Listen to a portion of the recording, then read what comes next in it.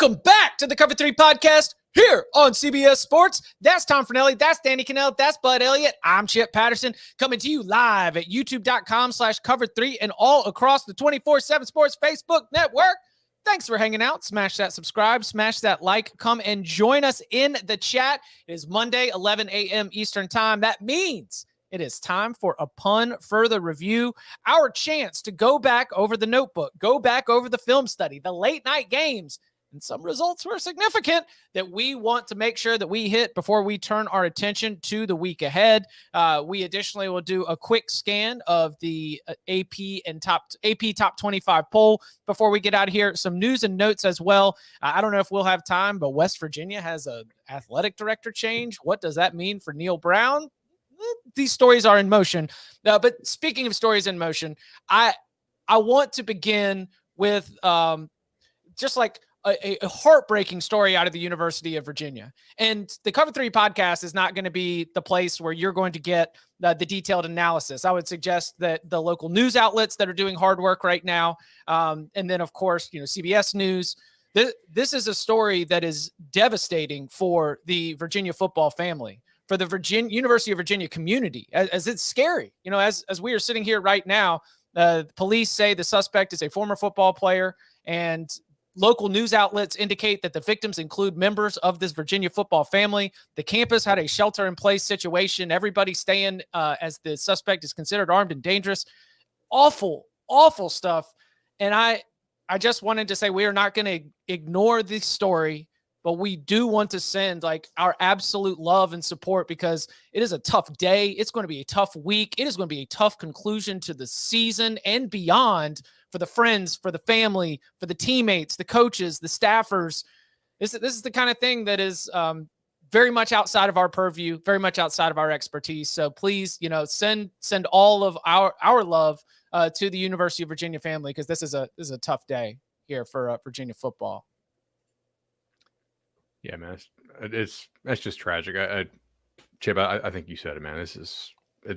You feel for the families, you feel for Virginia football. It just sucks. Yeah. Mm-hmm. And again, if you would like more breakdown of the latest, of the news, of the details, please go follow the local news outlets. I think the only job of the Cover 3 podcast is to send our love and support to the families and friends of the victims, and to the Virginia community, and to the Virginia football program, because this is heartbreaking, mind-blowing kind of stuff. So our love to you. You are supported, and we know we've got a lot of Virginia fans that love the Cover 3 podcast. Hope you're doing all right. One of the things we like to do in Upon Further Review is get a chance to circle back to some of the late night action. And one of those late night results, as we indicated during the Instant Reaction show, was a spot in the Pac-12 that looked like it would get just a little bit hairy. It is the second loss of the season for the UCLA Bruins. They lose at home 34-28 to Arizona, because that Jedfish team, Tom, what are they always doing? They play hard. Yep, they're always playing hard. They are playing hard. Fourth win of the season for the Wildcats. A little sidebar here, as Arizona now has Washington State at home and Arizona State at home. Are they going to make a bowl? I don't know. Next week or so, we'll certainly tell a lot with that. But I think the focus really needs to be more on the UCLA side of things. USC was a big winner on Friday. Another team that we didn't get to break down quite as much on the Instant Reaction show, since it was a Friday result, and usually we're so stuck in the moment on Saturday. So I wanted to get started looking ahead to that USC-UCLA game. And I wanted to ask initially, based on our review and everything we saw, what do you think went wrong for UCLA? And is it concerning as we look at the Bruins the rest of the way? I think really it was a pretty simple approach for Arizona. They let Zach Charbonnet run the ball. They were fine with UCLA getting what they wanted on the ground. They just tried to take away the explosive passing plays from that offense, and they did a very good job of it. There were some big plays because, it's still UCLA. They're going to hit some deep shots, but, DTR finished with only 245 yards passing. And if you just look at the overall explosive passing rate at the end, looking it up, they finished with only 12.8%, which is very low for them on the season. In fact, now UCLA has played 3 games all season in which they finished with an explosive passing rate of under 13%. The first was in the season opening win against Bowling Green. but the other two were the loss to Oregon and now the loss to Arizona. So it seemed pretty clear that the defensive game plan was just try to keep it in front of you as much as possible. And Arizona did a good enough job of that to at least limit what UCLA did. And then they also combined it with Jayden de Laura having a very good Jayden de Laura game. Yeah, I thought the escape jobs by Jayden de Laura were really impressive throughout. Like I went back and watched this, and I thought UCLA had good pressures dialed up for the most part, and he really made some superhuman plays. I mean, Yes. 28 for 315 was pretty good. Arizona was able to kind of run it a little bit, and really it was him on offense.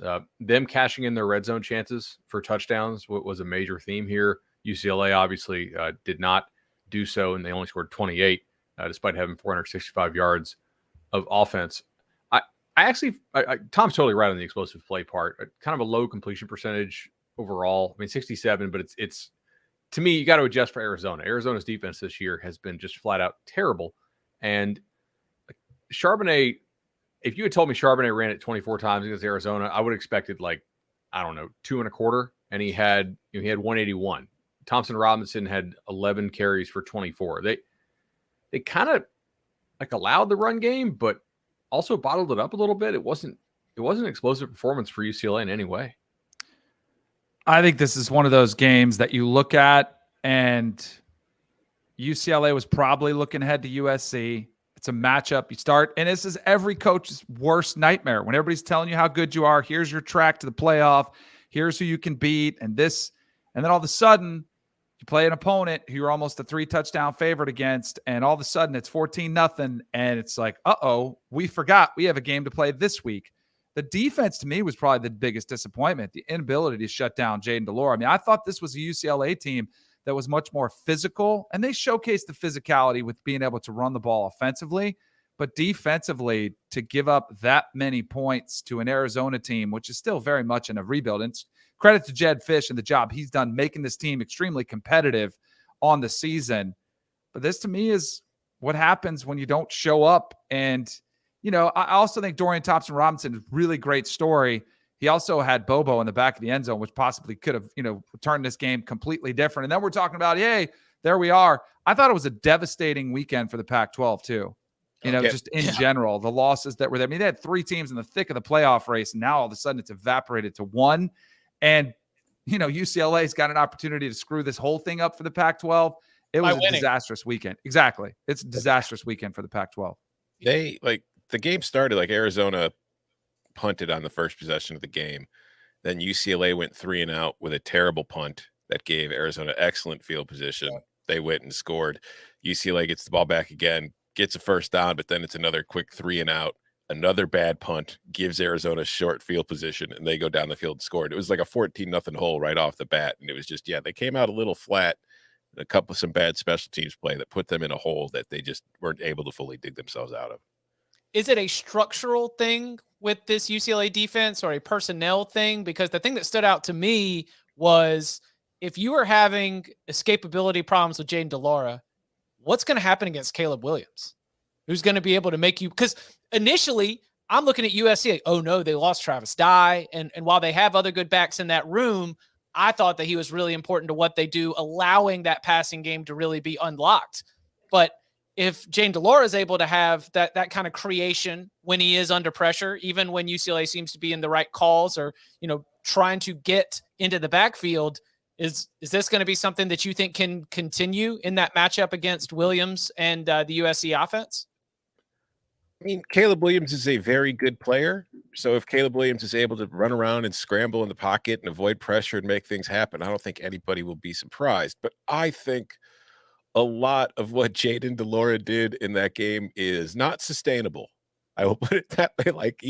It was very much, it was hero ball, kind of like Johnny Manziel, peak Johnny Manziel kind of football, where it's I was having stress attacks just watching him run. Because if you watch Jayden de Laura run, he holds the football in his one hand and he's pumping like this.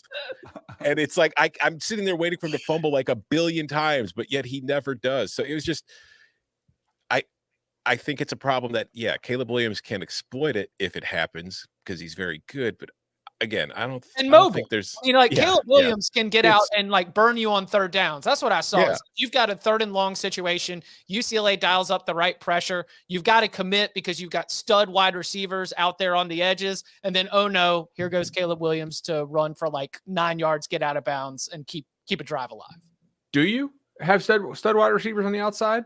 I think you do, but how healthy is Mario Williams? How healthy is Jordan Washington Addison? even had a splash play against Colorado. That's when that you dude, get reminded. That dude can go. Yeah, you get reminded that even down on number 4, number 5, on that depth chart, you've still got some really, really good football players. 100%. I think it is much more sustainable for Caleb Williams than it is for Jaden DeLora. But to me, if we're looking to do a little early thoughts on this game, the health of both teams is going to be absolutely vital, right? Mm-hmm. USC on defense, are they getting Eric Gentry, right? How healthy is Goforth? Dudes like that who really matter, especially Gentry. That defense does appear to be different without him. They have been just flat out terrible over the last couple of weeks defensively, probably worse than UCLA has been, to be honest, if you think about the opponent. And for UCLA, I know they got a couple guys out on defense in the linebacking core. Are they going to get Kaz Allen back? He's an explosive weapon for them on offense. I think the injury report here is going to be really interesting to watch this week because those guys seem to matter on both sides of the football. And I mean, to me, UCLA has looked just as good as USC has for the most part this year. Yes. They not destroyed, but they soundly beat a Utah team that USC lost to. And both these teams have offenses that I think should be able to score quite a bit. I mean, we talk about what's wrong with UCLA's defense, and certainly it's not great. How many did Arizona put on USC? It was just as many, right? Yeah. Can't remember the exact. 50 2 weeks ago. Yeah, it was 45-37. Yeah. So it's not like USC completely shut down the Wildcats either. But I mean, going back to for this matchup with Caleb Williams, UCLA, you mentioned it, but they did a good job of putting pressure on DeLora in this game. UCLA has pretty much done a very solid job of pressuring other quarterbacks all season long. And the one thing with Caleb Williams at time is for somebody who is as mobile as he is and able to move around, he kind of hangs out in the pocket a little too long at times. So that could be something worth monitoring in this game as well. What are some of the other Danny, what stands out to you about this matchup, USC and UCLA, where each team is at heading into the weekend? So before this game, I kind of liked UCLA coming into it because of the physicality I was talking to. I thought they would control the line of scrimmage better. Clearly with Charbonnet running the ball the way he has been, I thought that would be a significant edge. And it's also a great way to keep the ball away from USC, to try to limit their amount of possessions that they've got. But now that's kind of thrown up in doubt here. The ability for the defense, no doubt they'll still be able to run the ball. But now I'm looking at it's probably going to be a shootout. And if you get in a high possession game, who do you trust more? Do you trust Caleb Williams or do you trust DTR? I'm going to lean towards Caleb Williams because that dude has been playing some really good football. DTR is a little bit up and down too. He's just a little bit up and down when you look at the consistency or lack of consistency. 82.5 was the opener at Circa. I don't know. Got bet down to what, 73? It got bet down really? All 73? Yeah. So it went. That was huge. So UCLA USC opened at 82.5 and Minnesota Iowa opened at 32.5. Just a slight 50-point difference in those. How is this the same sport? No, I love it. That's why I love it. When I saw those openers and we had an 82 and a 32 on the board, I just wanted to hug the entire odds board and be like, yes, thank you. This is amazing. Styles make fights or something. Who do you think? USC is currently sitting at 7-1 in conference play. The UCLA game is the Pac-12 finale. Oregon at 6-1, Utah at 6-1, UCLA at 5-2, Washington at 5-2. But I'm not going to hold anyone's feet to the fire on tiebreakers, but you can even just go on vibes alone. Who do you think is playing for the Pac-12 title?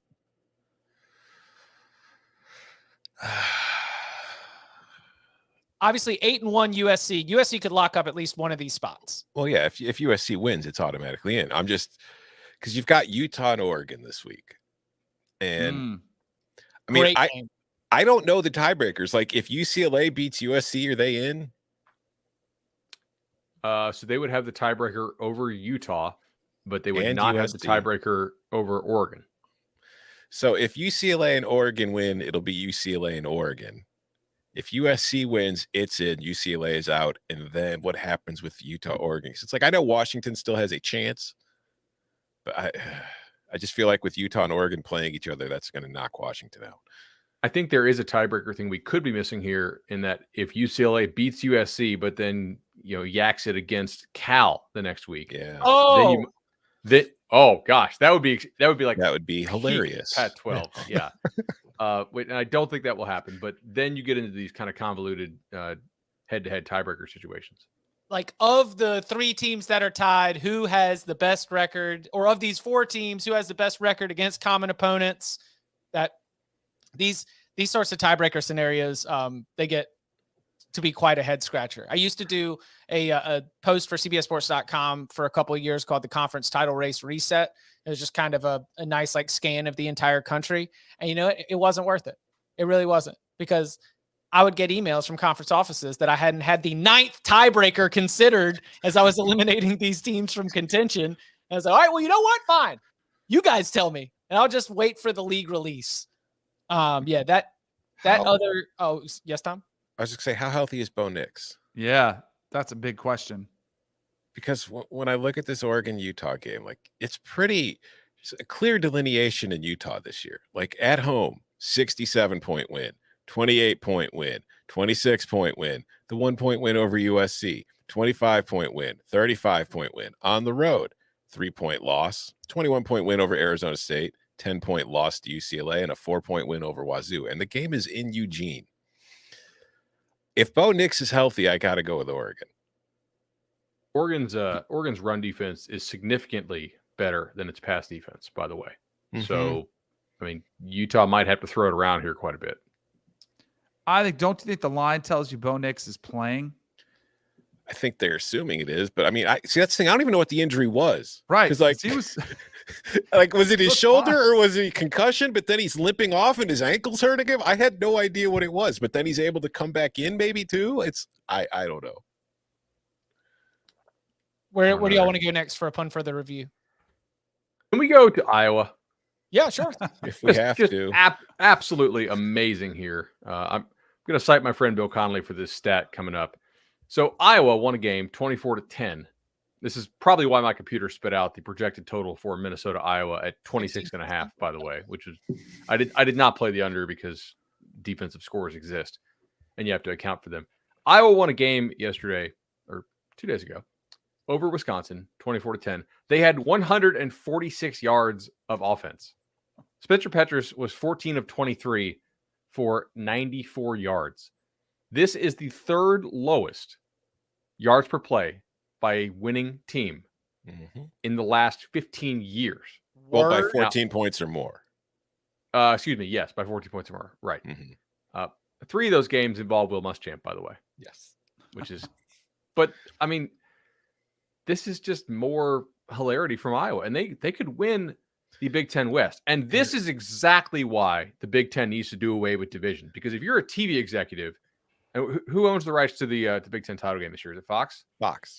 Fox is like, dear God, please do not allow another game with freaking Iowa to get into the Big Ten title game. That is terrible for ratings. Nobody wants to watch this trash. Mm-hmm. And like it's you want to watch it? I'm telling you, the ratings will be fine. If it's no, Iowa, but they'd be much better State. If you could pit like Who 2 else? schools that actually try to play on both sides of the football. This is why the Big Ten is a huge winner when they do away divisions, because you're not going to see a lot of these Big Ten West teams that just totally eschew offense, right, in favor of just playing defense and punting. That's not really an entertaining product. The Big Ten West could be, or the Big Ten overall is going to be a big winner when they do away with divisions, because they'll actually have a better title game matchup. What's the best TV rating number for the team who's represented in the West? I mean, Nebraska, they have 0 out of the top 4 teams that are sitting there. I would say Iowa might be one of their better options. Yes, but it's like the 4th best option you could choose from the conference. Absolutely. Divisions. Like totally agree. Yeah. But I mean, I think the ratings will be fine. Wisconsin might draw better than Iowa. Yeah. I mean, every Big Ten team kind of draws pretty well, except for the new ones. Are we done cosplaying as TV executives? Okay. Are we done? Can we talk about the football again? No, but no, Iowa is now the favorite to win the West, I think, based on, just who they have left to play and like the kind of simulations of who's most likely to win. So it's just hilarious to think, because you mentioned it was like, I can't remember what the exact number was, but it was the lowest yards per play that they've averaged all season. 2.15. Yeah, and that includes the loss to Ohio State, which I think it was like 2.56, and they won by 14 points. So Iowa, everything is working. Extend Ferentz. Brian Broyles Award winner. Yeah. Yeah, for sure. I mean, their if you touchdown drives, you can the figure length of out it is ways. awesome. If you figure out ways to win that much playing that bad, you got to be doing something right. That's all I got to say. Their touchdown drives, they featured a total of 2 first downs. Man. It was admittedly just as funny to be rooting for Wisconsin to move the ball in this game, by the way, because we were. I think Tom, we were in lock agreement, right, on the over, but just because you'd watch the Iowa offense, which you've gotten used to, the way that they handle their business and this Iowa team, but then you would need Wisconsin to move the ball, and Graham Mertz ain't getting it done. That's for sure. A lot of incomplete passes on that side as well. A lot of punting coming from Wisconsin. And Wisconsin always had bad field position because Torrey Taylor's just an absolute leg. I mean, that was a tough beat at 34, but the throws were there, but Graham Mertz was late. Tough. There were a couple plays I felt like Wisconsin had it, and he was just a half second too late, and ended up with interceptions because of it. Looking at the more sort of like conference title race conversation, particularly as it pertains to the Kansas State Wildcats, reports from multiples, including Go Power Cat, which is, of course, the fantastic 24/7 sports partner for Kansas State. If you're a Kansas State fan, come on, man, get over there, sign yourself up for an account. It appears as though Adrian Martinez's leg injury will cause him to miss 4 to 6 weeks.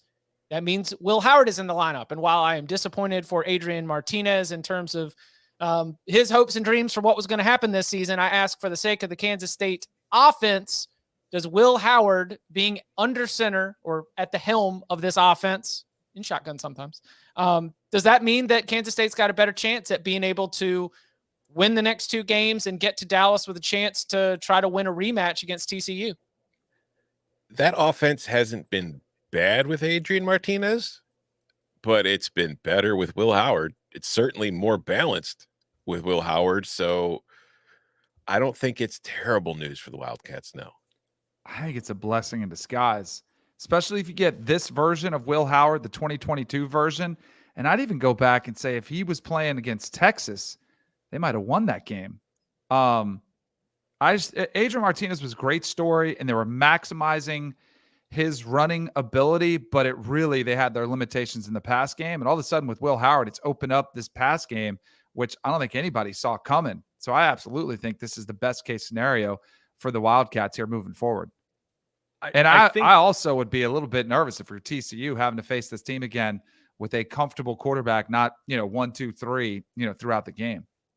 I wouldn't be surprised if Kansas State is favored over TCU if they make the Big 12 title game, to be honest. I mean, but TCU is only a 3-point favorite this weekend at Baylor, right? And, Kansas State just smacked Baylor. But also, like, Vegas doesn't adjust these power ratings that fast. So, this will not be a big spread in the Big 12 title game if things hold as they're looking right now. My only real hesitation on this is that Kansas State thought that Will Howard might be better. They got to see Will Howard a couple times. They still chose to go back to Adrian Martinez. So what does that say about how Will Howard is as a practice player? What does that say about his knowledge of like the whole playbook? Because we can say that sometimes coaches make the wrong decisions on quarterbacks, and they do, right? I mean, look at Utah last year. They started, what's his name, who was kind of terrible, and Cam Rising didn't come in for 3 or 4 weeks. And 15 they had for 15 in the spring game will have you falling in love with Brewer too, all right? I will say, we don't know, like, Adrian Martinez transferred to Kansas State. We don't know what promises were made. Also, I don't even know if it's past promises, but this staff has only seen 1 year of Adrian Martinez, and they've seen a lot more of Will Howard. Yeah, and he was 54% as a career percentage heading into the season. Exactly. Maybe it's the scars of previous performances that led to that.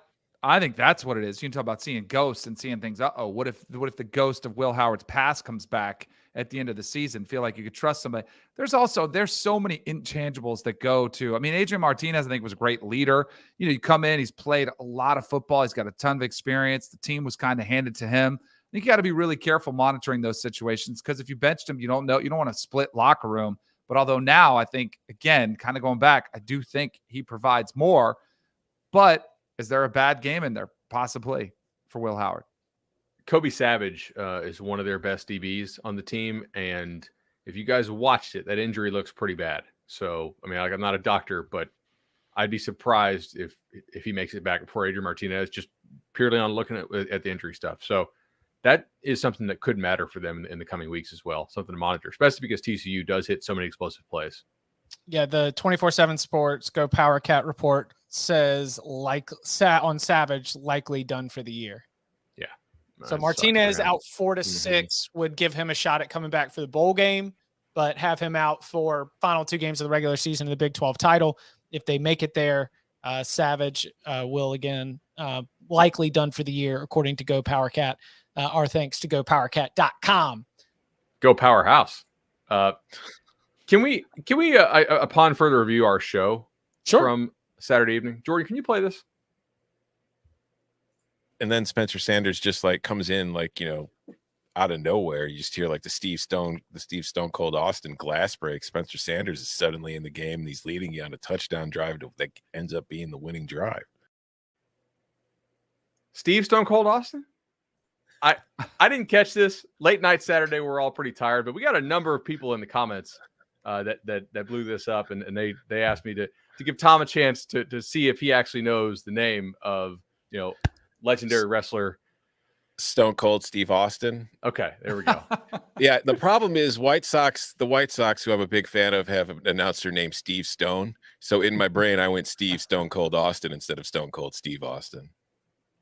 I am not in favor of auditing instant reaction shows. Right. Verbal stuff. We're all brain dead that time of night. That's not cool. I'm trying to get away from the Lock Spot reviews, man. Yeah, seriously. Can we get a clip, Jordan, of all Danny's locks from the last month and a half? This was not my idea. Officer Elliott over here. Danny's locks are safe in the crypto. Can we do UConn? Yeah, 100%. All right. So, like, shout out to Jim Mora for getting another win. Like, there is some chance that UConn goes bowling. I have no idea how the heck they pulled this off. It is. Oh, yeah. The numbers do not suggest a win for the UConn Huskies at all. Not at all. So I was like, okay, maybe Liberty's kind of banged up, whatever. Their quarterback was 22 of 36 for 201, which is not good, but it's not the worst performance I've ever seen. Iowa would certainly take that. UConn had 318 yards of offense. Liberty had 474. Turnover-wise, both had 2 turnovers. And this was just like, UConn cashed it in because special teams played, like the length of the returns, just really inopportune fumbles and some stops on downs late. Good, but this is just one of the least likely results based on the box score of the year, I think you could say. Like, wow. Is he done? Did he parlay this 1 year in stores to a job somewhere else? Because I think he might have. That's a tough place to win. Yeah. He's got brand recognition. I think he's gone. I think he's what Power 5? Like, do you think there's a Power Arizona 5 State? Do you think Arizona State would do it? I do. He's had experience there in the Pac-12. But have they started their search? Yes. I don't know how extensive we can say that it's been, but they have started it. I mean, this is fair or not. I wonder, like, Arizona State hired Herm Edwards, an ESPN talking head. I know Jim Moore has been back on the sideline for a year, but are they going to want to follow the television analyst with another recently television analyst? Yeah, but Herm was out like of college football for like 20 years. I'm not saying it's fair or even correct. I'm just saying perception-wise, I don't know if that's what they're going to want to do. I think you can sell your fans on he turned around UConn. This program, your 2020 national champions, by the way. Yeah, from that's the what I'm New saying. York Times. What did he really turn around? This program won a national title 2 years ago, and now we're celebrating that it might get to a bowl game. I mean, where have our standards gone? What are we doing in this world? It's like him and Brian Kelly, right? They come off a natty, and then all of a sudden, one Also, down year, we give him all this credit. The team he beat was Hugh Freeze, maybe on the interview trail, or one too many calls with his agents. What the? Not a good week for Distracted. guys who maybe are looking to upgrade jobs, right? Yeah. Hugh Freeze takes the L. Dave Doran takes the L. Mark Stoop takes the L. All as 3-score favorites.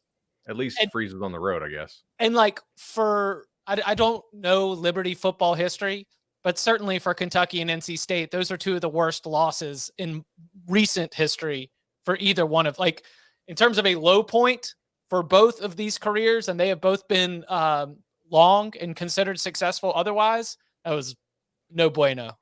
So one interesting point of Liberty here is, like, my number said to bet Liberty, and I did not, because, like, how do I know they're going to play hard or care about this game? They're not in a conference. Well, they right? also just beat Arkansas. Right. Yeah. So it's an obvious hangover situation. You have to go play, like, none of these games are conference games, but it's not like there's something. Hugh Freeze does not have a button he can push, say, hey guys, if we do this, we're going to make a New Year's Six bowl. Because, like, Liberty as an independent is definitely not going to make a New Year's Six bowl. Like, there's just no chance, even if they were to run the table. There is one button he could have pushed. It's the one that Bob Diaco went to. You just make a rivalry trophy. That's true. Civil conflict. Yeah, that's what I'm saying. Why didn't you do that? Not thinking two steps ahead. I wish I had a hidden camera when we did our production meeting with Bob Diaco when I was covering games, because I'll never. It was one of the more bizarre ones. First of all, you weren't allowed to talk to coordinators, which is also that's always a red flag. Like, why don't you trust your coordinators to talk to us? It was like his first year. He told us how the paint colors were flawed, that they were too gray, and that his team was low on vitamin D, so they were going to turn it around by changing the paint colors and taking supplements of vitamin D was going to be the key to turn around UConn Husky football. And we walked out of that meeting like, did we just hear what we heard? Like, we didn't hear much about building a roster, building like X's and O's. We got to get tougher. It was the paint scheme and the vitamins that they were taking. There wasn't enough vitamin D. They needed trust more me, I lived vitamin. in Connecticut. It is an issue, but you got to find your way around somewhere else. They needed more vitamin Diaco. When you hire an Instagram influencer as your head coach, I guess. Wow. Well, he was all about the energy vampires. Yes. Right? Yes. Mm-hmm. And it was the first thing I thought of when we were hearing about Jim Moore in this haunted house. I was like, Diaco was right. For energy vampires around UConn football, you got to get them out of here. Oh, man. Coming up on the other side, the Clemson Tigers got right. Or did they? Plus more of our upon further review and maybe some conversation about the future of the West Virginia football program. All that and more next. I kept my mouth shut for 25 years. Now that you're back, I want you to go to Tulsa. Not exactly the welcome I was expecting. What crew runs this neighborhood? No crew up in here. We're in the middle of nowhere. I'll protect you from the gangs. What gangs? Sit down! You got a pretty good appetite for someone who was just shot at. Tulsa King. New series streaming November 13th, exclusively on Paramount Plus. If you are watching live on YouTube, you just got to see a promo for Tulsa King on Paramount Plus. And if you are watching live on YouTube at youtube.com/cover3, we've got a great opportunity for you right now, because you can enjoy Tulsa King and the many fine offerings of Paramount Plus thanks to a 30-day free trial premium plan that we're going to give away right now. So here's the deal. We got a lot of people watching this show, but our likes to viewers numbers, we don't like what we're seeing. We ask you at the beginning of every show to subscribe, to like the video. And so if we get the likes up to 150 likes on this video right now, we will give away a 30-day free trial for the Paramount Plus premium plan here on the show. So if you are watching live, go and like the video on youtube.com/cover3. We'll keep track of it. And then someone who is watching live right now, if we get the likes up to 150, will get an opportunity for a 30-day free trial for Paramount Plus. You know what to do. Go ahead and get those likes up. Where do we want to go next for upon further review? Where does Texas go from here? I know you guys talked about it a little bit on the post game, the reaction pod. Great to hear Barton too. That was awesome. That was awesome. They're in a little bit of a predicament, right? I mean, with Quinn Ewers, who hasn't been playing great, because if you go to Hudson Card, you're gonna lose Quinn Ewers. You might lose him anyway. I mean, is this just Arch Manning wait? Like, just we can't wait for Arch Manning to get here? Are they at that position? He was on the sidelines on Saturday. So is he? And I'm assuming he's early enrolling, right, in January. I mean, that's the trend. That I don't know. I would assume so. There are a couple schools that don't allow that are still around, like some private schools, like Danny down by you. Aquinas doesn't allow early enrolling. You have to stay with your graduating class. Would it shock you guys if Texas like after this year comes out, it's like, yeah, by the way, like Quinn Ewers was hurt? No. I'm not saying that he was, but like he does look different in the last month, and we knew about the hand thing, but he just is not accurate at all. Like the last 3 or 4 games, his play has been pretty subpar. I always like it's easy to talk about quarterbacks when they're great, right? It's also easy to play quarterback when everything is going great. That's why I like to watch quarterbacks. How do you respond? Like I don't ever feel like I get a really good evaluation on a quarterback until I've seen him throw a couple pick sixes and have a rough game. See, all right, what does he do the next game? And what does he do the next drive? And like I would say the early returns on Quinn Ewers is he hasn't responded great. I mean, I think DJ Uiagalelei is a great one. Remember how it was phenomenal against Notre Dame? Everything's great. He's the quarterback of the future. Then you have a couple bad games, and now I watch him. If he has a bad throw, I'm worried about him. Like, where's his mind? Has he lost his confidence? And Quinn Ewers, I don't know if he's lost his confidence, but man, the body language, and I don't love to be the body language police, but it is very indifferent from the quarterback.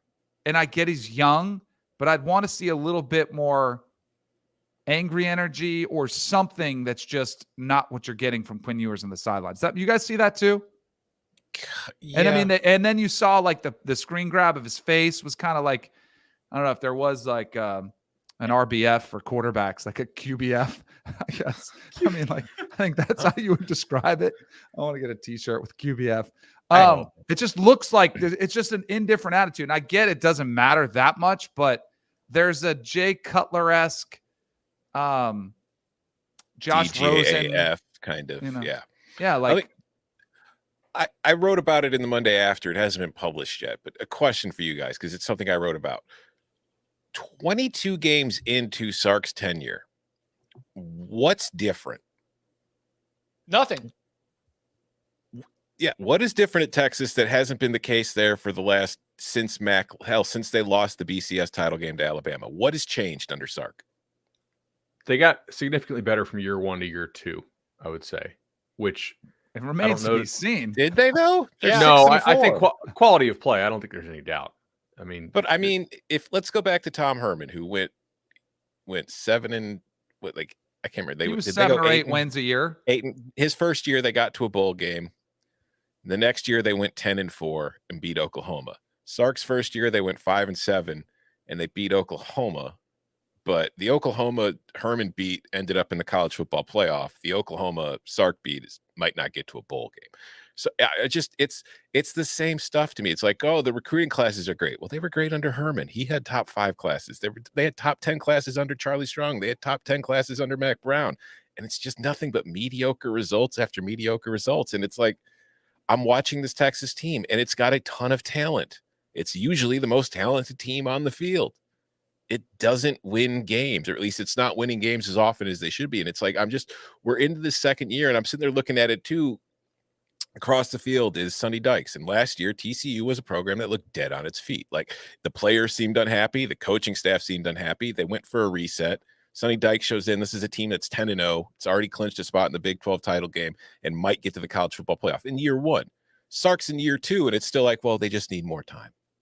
And I'm not very confident in what's going to be happening there. I don't know if is Arch Manning the latest savior who's just going to, I don't know.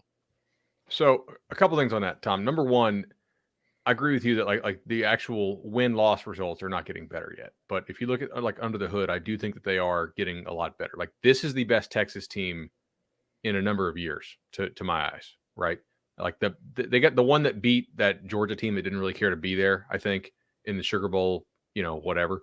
But I think this is a quality Texas team that has losses that are really only by one score, right? Like nobody has blown these guys out. Their wins are generally pretty impressive overall, right? Like I think we're the considerably better team against Kansas State, although the way they kind of held on there was a little bit scary.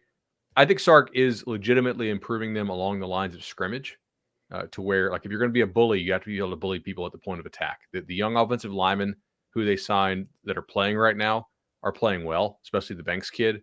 And even if you thought this was going poorly, if you're Texas administration, I almost never advocate for like, hey, hold on to this coach because of his recruiting class. I just think that's not it's kind of putting the cart before the horse. With the Arch class, I do think it's different, right? Like he's kind of the Pied Piper of that class. They have a lot of kids who are taking notice of that class. They have a chance to finish with several more 5-stars down the stretch.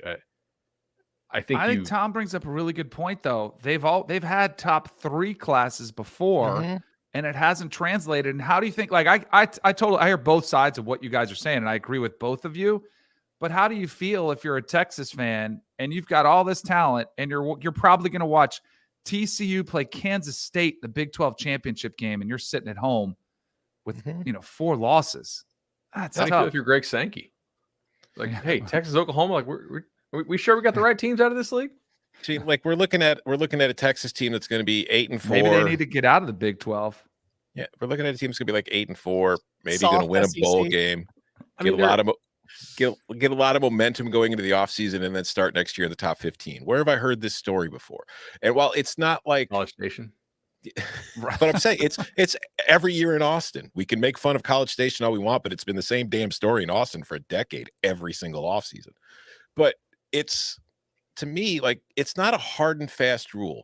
But typically when you make the coaching change and you bring in the hire, while you don't have to see like the team winning 10 games in year 2, you tend to know by the second year if it's going to work.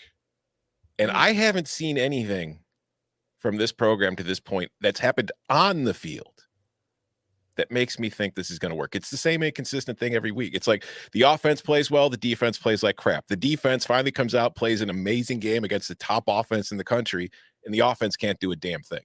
There's never a complete game. And it's been the story for that program for a decade. Has the scheme been upgraded under Sark? Yes. I remember a lot of frustration. Fine. Yeah, play calling, especially defensively. Like they're playing really good on defense. What? Shout out to Gary Patterson. Yeah. Well, I mean, if like Patterson's archaic views on like player rights and stuff aside, the guy clearly knows scheme. So if he doesn't actually have to like coach the team and manage the players and roster, I think that's a great addition for Texas. If you look at how TCU tuned that guy out last year, that's why I'm out on the idea of Patterson, coming back as head coach. But here's the other thing for me, though. Going back, I'm sorry to keep harping on this. No, it's a good discussion. Sark was doing the same thing at Washington, except at the time Washington was terrible and it was good. Then he gets to USC, and it was the same problems at USC that I'm seeing here as far as the results on the field. It's like there's a whole bunch of stuff off the field that makes you think, hey, look, they're recruiting well. These are all signs they're going to be back. They're going to take that next step. And then it just never happens. It's like Lucy you don't think pulling they've taken football. a step. You don't think they've taken a step in how they're playing? Like I think that like this year's Texas team beats the crap out of last year's Texas team. Yeah, and this year's Texas team is still only 6-4. Last year's was 5-7. Yeah, but so this is sort of process results, right? Like how are they playing? Won half how his are they games. playing? He's won half his. I get that. The process is great, but do you get judged on your process or your results? Well, if you're a decision maker, you better damn sure look at the process, right? You better say, like, are they playing better? They're playing a lot better. We are, and we're 6-4. Is that what our goal is? With more talent than probably how many games have they been favored in that they've lost? Like I said, you are the better team every week, and your process is well, but maybe the process isn't that great. Their losses are what? Bama by 1 point when Ewers gets knocked out. All right.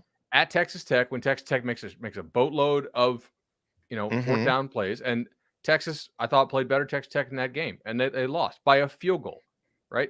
They lost to Oklahoma State by a touchdown on the road, and that was when they still had Sanders, right? That wasn't the backup yet for Oklahoma State. It was like a month ago. Yeah, and you got shut out in the second half.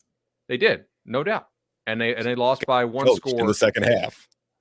Look, one of the hallmarks of good teams when they don't have good records, but like you can tell that they're playing better, is that their wins are generally a lot more dominant than their losses are. And I'm not saying that Sark's doing a great job. Iowa State was a 24-21 win. They nearly blew a 17-point lead to Kansas State last week. We're about a play away from Texas being on a 3-game losing streak. The process doesn't seem to be doing all that well. Them being 3 plays away from undefeated or 4. But I like your point. So was Nebraska and Scott Frost last year. Remember, they were the best 3-9 team we've seen. Like at some point, like I could totally see both sides, because I don't think anybody should be calling for Sark to be on the hot seat yet. But it definitely is going to be heated coming into next year. And at some point, to Tom's point, like this is almost 15 years now where we've tried. Was this coach number 3 or 4 that we've tried to make change just for change's sake, and you get the same exact result. Mm-hmm. Yeah, and I'm not sitting here saying they should fire Sark or look for a new coach. I'm just saying I'm not very optimistic about where this is going. I don't think it's going to work. Can I swing this to another team in Texas that I saw some interesting comments? Did you guys see what Jimbo said after the game? After they are now worse than Vanderbilt, as you guys documented on the season, 3-6 on the year.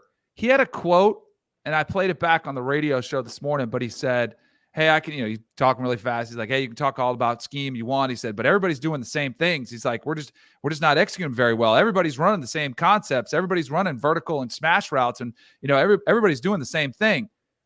And when I heard that, it kind of hit me, because I ran vertical and smash route back in 1995 at Florida State. I was like, man, people are, and you do see it. He is right to a point. It is one of the staples of any day one installation that you're going to teach a freshman. All right, here's 4 verticals. If there are 2 safeties, one of you guys are going to bend it off in the middle. And if there's 1 safety, you're going to stay right up the hash. And here's the quarterback. You're going to read your safeties. Smash concept. All right, you're going to have some sort of stop routes on the outside with corners behind him. He's right. They are staples in every offense. But where he's wrong is not everybody's running these all the time anymore. I remember so vividly, I was on the Atlanta Falcons, and Dan Reeves was kind of he had been fired from the Giants where I was. Then he goes to Atlanta, and Chris Chandler was the starting quarterback, and he was so frustrated with the offense because everybody was very predictable. Everyone's, we were awful. We were losing a lot of games. And Dan Reeves came into our team meeting on Monday. We're watching film, and it was usually you split up offense and defense, but if you suck, they make you all sit through both sides. You can call everybody out. And before Dan Reeves gets up there and he goes, I'm telling you, I've been calling these plays since Tom Landry was the coach. They're the same plays. They're just not being executed. And it was like deja vu all over again. What Jimbo was saying is, well, we're not executing that great. And I could not disagree more. But the fact that he addressed it does make me think he might make a change. I think he's just this is his last gasp. I'm going to tell you guys. So he's on record too, if it doesn't work out, which is going to be really interesting how that works out, because this is fascinating to watch this dumpster fire unfold and just keep getting worse, because there are they could go spend and get anybody they want to as an offensive coordinator. But is Jimbo going to let him just have free reign, which I think he should? Is he going to collaborate? How is that going to work? And if it doesn't work, what do you think Jimbo's going to say? I told you guys. I told you it wasn't the scheme. And it's not healthy right now, obviously, stating the obvious. You guys know Jimbo. Go. Good. No, I was going to say, you guys know Jimbo far better than I do, but I don't see that happening. Yeah, I don't think he'll hire an offensive coordinator? I don't buy the Garrett Riley stuff. No, I think he's going to be like, you know what? The offense is fine. I know what I'm doing. Dig in the heels. If you don't like it, pay me $85 million to go away. Do you really your leverage? Look, how lucky is Auburn that Gus Malzahn won those final 2 games, right? In 2017. Remember when he beat Georgia and beat Bama back to back? Because I really believe that Auburn was going to let Gus out of his contract to go to Arkansas, where he's from, and that Jimbo would have taken the Auburn job, not A&M. I think A&M was always a leverage piece there against Auburn, right? Now, that contract extension that Auburn gave Gus really, it cost him some money. But it didn't cost them $100 million. That's kind of a blessing in disguise that they end up having to pay that much money to buy out Gus. I covered Jimbo once upon a time as a beat writer, and he had a 5-year plan for turning over the play calling duties. Never really materialized. He literally said, "What are we on year 14 of that now?" Yeah. Look, The thing is, Jimbo's 100% correct here that everybody's running these concepts. They do. The problem is that they also run concepts that are one guy reads, that are just straight shot plays, right? Where, like, look what Tennessee does. Do you think Hendon Hooker is reading everything out every time? Do you think the NFL likes what they see in Hendon Hooker? Hell no, right? Like, that's not an NFL concept, but you're not coaching in the NFL. You are coaching college football, and there are a certain number of times a game you need to be dialing up shot plays where we're not trying to have you find the open man. We're trying to run our routes like Lincoln Riley does to get one guy open, to screw with the defense, to create a coverage bust. We're not, like, every play does not have to work against every call. And that's the fundamental flaw in what A&M does. They want every play to be able to work against any defensive call if you read it out correctly, right? That's not what best college offenses do. There's a certain number of those because you can't run shot plays every play. Otherwise, your success rate would go to hell and your explosive play rate would be off the charts and people would kind of figure it out. But they do not do that near enough. The best colleges offenses do that because I don't think Jimbo believes in it. I think he thinks that's kind of BS way to run offense. But guess what? In college football, that's what works. Hell, the NFL offenses aren't even doing that anymore. The NFL offenses are running the same things. Everything's designed to get one guy open. Also, if there were lasers at the top of the field goal posts in the Cowboys stadium, Texas A&M might be 2-8. I think the streak comes to a weekend, though, of not scoring 30 points against an FBS team. UMass comes to town. Arkansas State just scored like 40. So RIP to the streak. It lasted 54 weeks. UMass plus 33.5. UMass plus 34.5. Yeah. UMass quarterback Brady Olson got hurt in that game. I was going over some notes this morning. By the way, I believe Chip asked or Tom asked, where does Texas go now? They go to Lawrence, Kansas. Danny asks. Yeah. Boy, Kansas back to back. 8.2 yards per play on Texas Tech and just had some struggles in the red zone. Kansas will score some points on Texas. If Texas doesn't come correct, that could be back-to-back losses. I don't think they will lose, but that score in Lubbock over the weekend was not indicative of how that game played out. Nope. We didn't get a lot of conversation on Clemson over Louisville. We did mention that Malik Cunningham appeared to re-injure his hand. He did not return to the game in the second half, and I think that does need to be taken into consideration because a deeper dive shows that Will Shipley put the ball on the ground twice, lost one of those fumbles. Thankfully, Phil Maffa got a little bit of a heavier workload. DJ Uiagalelei didn't have quite the same turnover issues entirely across the whole body of work, but in terms of productivity, less than 200 passing yards. The offensive line, they still allowed the Louisville pass rush to be able to get into the backfield a decent amount, but the final score looks pretty good in terms of the 31-16 win for the Tigers. Miami's up next. They are significant favorites there. South Carolina in the finale, where they will be significant favorites again. But now that North Carolina has clinched the ACC Coastal Division, the ACC championship game is set between Clemson and North Carolina. The Tigers, sitting at 9-1, still do have a path to the college football playoff. They just need a bunch of teams to lose. But in terms of the quality of play, do you feel like does Clemson have a path, not to the playoff, but does Clemson have a path to being able to be playing a higher caliber of performance by the end of this season? Sure. Yeah. I mean, they still have quite a bit of talent.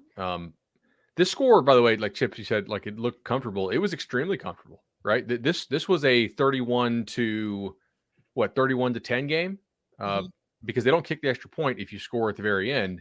Literally, the last play of the game was a Louisville touchdown. I mean, this was, for all intents and purposes, a 3-score win. They did knock Cunningham out of the game, and we mentioned Louisville's pass rush. It's one of the best pass rushes in the country, guys. Like, we've talked about this. That's how they beat Wake Forest. That's how they gave Pitt a good amount of trouble. And Clemson, I was actually kind of impressed with how they handled it, given that they were down 2 starters on the offensive line.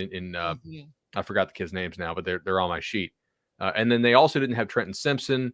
Xavier Thomas, I think he might be done for the year. Yeah. But they still have a lot of talent on defense. They move the ball decently on offense. And Clemson, to me, is not a top 3 team this year. They're probably not a top 4 team. They may not be a top 5 team, but they absolutely have a path to the playoff. No doubt. Like, think about this. They beat Florida State by multiple scores in Tallahassee, right? FSU has a pretty good chance to run the table from here on out. And that'll be a top 15 win for Clemson on the road. And also, if they beat North Carolina, that'll be another top 15 win for them. And their only loss will be at Notre Dame, which the committee seems to respect. Notre Dame's 7-3. Yeah. Yeah. They But they lost at home how to about- Stanford and Marshall. Like You that. gotta let that go. You can't let that go. It's on their resume. We've said this a bunch on here too. Notre Dame is going to play a massive role in the playoff, and yet they won't be in it because if they go beat USC, USC goes on to win the Pac-12 as a 2-loss conference champ. Like then that opens the door up, and it's a good loss. Like it's not that bad. It's Notre Dame. They just beat USC, so it's not that bad. They're absolutely, or for USC, it could potentially put USC over the top if USC beats them pretty well. And you're comparing a 1-loss USC with a 1-loss Clemson. Like Notre Dame is going to be a factor in this thing. Going back to Clemson's offense, though, like the passing game has disappeared. And it's something like you mentioned earlier, Danny, when you're talking about DJ's confidence. Like if you look at their first 8 games of the year, as far as passing goes, they were averaging 0.18 EPA per dropback. The last 2 weeks against Notre Dame and then in the Louisville game, they are at negative 0.23. They've had an explosive passing rate of 5.9% the last 2 weeks. It's going to be like you're going up against North Carolina, and I understand that their defense is not good, and you're probably going to have some success. But if you find yourself in a situation where you get down to the Tar Heels in that game, and you kind of have to pass to get your way out of it, even against that secondary with DJ's kind of confidence right now, how confident are we that Clemson can dig itself out of that hole? Not confident. Not super confident, although like UNC's defense, it's hard for me to really buy in, but they have played somewhat better in recent weeks. I think there's something wrong going on at Wake, by the way. Like I don't think we have time to get into that today, and I don't want to speculate what it is, but like they don't look right to me overall. They don't look like a typical Dave Doran coach team. Also, I did say that Clemson won by multiple scores in Tallahassee. That's wrong. FSU had 2 garbage time touchdowns that made that look somewhat respectable. And it was 34-14 by the time FSU had more than half their yards came in garbage time. Yeah. You just remember what the score was when you started finalizing your notes on the game. Yeah, exactly. It was like, okay, at what time are the committee members turning this thing off? Probably at the time it is 34-14 with 15 minutes left. Yeah, I just haven't the game was a thorough victory. I do not think it answered. Louisville is a quality opponent. I do not think it answered all of the concerns for the Tigers moving forward. Thankfully, the remaining competition is the remaining competition, and that until they get to Charlotte, we'll see if they end up getting tested. But I do agree that the way the first half of that game goes will be tremendously important. And no matter what the advantage is, then Clemson will never be safe. All right, we want to get a couple more notes here before we get out of here. But we asked and you responded. We got 150 likes on YouTube at youtube.com/cover3. So if you are watching the show right now and you would like a chance at this 30-day free trial Paramount Plus premium plan, drop your Twitter handle in the chat right now. Drop your Twitter handle in the chat right now. Producer Jordan will choose one of you and get in touch with you to be able to get you the code that you need to access the 30-day free trial to the Paramount Plus premium plan. You can watch Tulsa King. You can watch SpongeBob SquarePants. You can watch Paw Patrol. You can watch anything. I mean, it is a mountain of entertainment on the Paramount Plus premium plan. Drop your Twitter handle in the chat right now. We asked, you answered. We are going to be giving away these Paramount Plus 30-day free trials pretty often here over the next several weeks. So always, if you watch live, youtube.com/cover3, you will have a chance at these. Leave your Twitter handle in the chat and we will get in touch with one lucky winner. Actually, I've cleared it with the bosses. We're going to give away 3. Ooh, I like that. All right, cool. They have to be following the Cover 3 Twitter account too, I think is a fair rule. Like if you're on Twitter and you're watching us on YouTube, are you really not following our Twitter account? Maybe. You are if you're a nerd. All right, Bud, where do you want to go? I want to go to Cincinnati. I think this team is a quarterback away from being pretty special, and they are just miles away from being pretty special because their quarterback play is killing them. You watch this game, and they have I mean, Tucker and Scott are just absolute studs at receiver, who I think are both like legitimate NFL guys. They had 310 yards total against East Carolina and won the game. I really don't think they were the better team in this game, but explosive plays in a single game setting really can win you games. They had a 75 or 80 yarder. They had a 55 yarder. They had a 90-yard kickoff return, and their quarterback, Ben Bryant, who I think has Cincinnati fans really freaked out that like what is happening with Evan Prater, who's a pretty highly rated young guy, one of the best recruits in the history of Cincinnati. He can't see the field. Ben Bryant was 14 of 30 for 244. I mean, over half of his yards came on 2 throws on the game. Like their success rate in the toilet, just they are so bad. Like they just can't complete passes. And I do think it's quarterback play, man. Like they got guys wide open over the middle, deep, even some short stuff. He just can't hit them. It's really kind of nuts. Like they're relying just solely on just throwing screen passes. Tom, they were 1 of 8 on passes that traveled at least 15 yards in the air, and a lot of those were WTFO. You know what? I got a suggestion. If Evan Prater's not the guy, if the coaching staff's not confident, we talked about this a little bit on Saturday night. Bryant came from the MAC. It's not working out too well, but there's another MAC quarterback right now in the state of Ohio. Maybe.